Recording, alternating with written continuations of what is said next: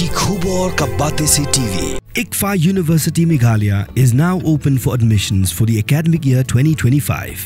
Explore our best courses and apply today. Fee concessions are available for domiciled students of the state of Meghalaya. Hakawai na kijingjia baskang trim kablajia Hapurnia district jong Bihar. Sangut kibriyo nakaju kalong ying kila syak thang im tang nakadaw jing syak kano bagi day kinong aiksuit. Kani klajia hakamid jong kasngi ublay hakasnong tet kama hakapor babaro kibriyo kidang yutiak langay. Nray kansan kipat bhur kibadan kumasan pangud ay kila rung jubor haying jong kasita Devi bat kila kano bagi day kinong aiksuit.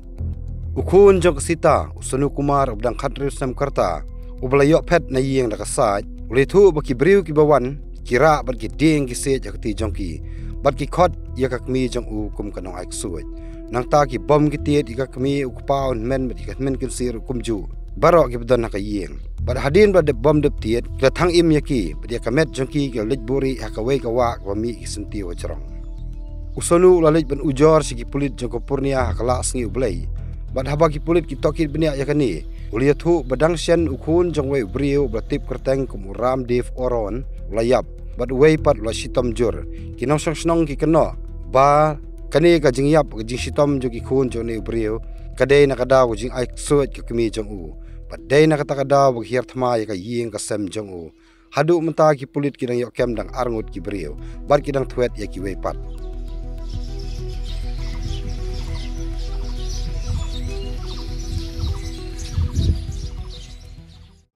In fact Mufsil थाना अंतर्गत जो हमारा टेटगावा नामक गांव है वहां पे हमको सूचना सुबह 5 बजे मिली। सोनू नाम का एक लड़का है जिसकी 16 वर्ष की आयु होगी।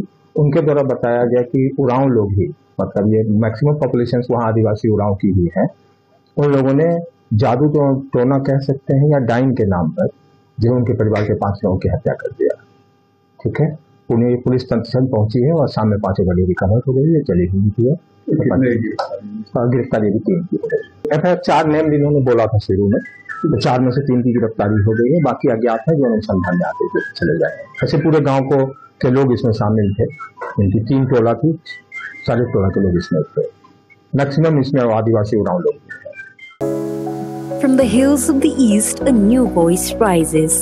Hello Meghalaya, our state's first ever OTT platform streaming stories, music and dreams. From folklore to films, beats to breakthroughs, this is where culture meets creativity.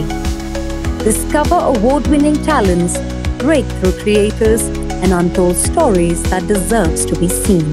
From soulful podcasts to live streams and dreamers. This is your stage, your spotlight. Hello Meghalaya, your story starts here.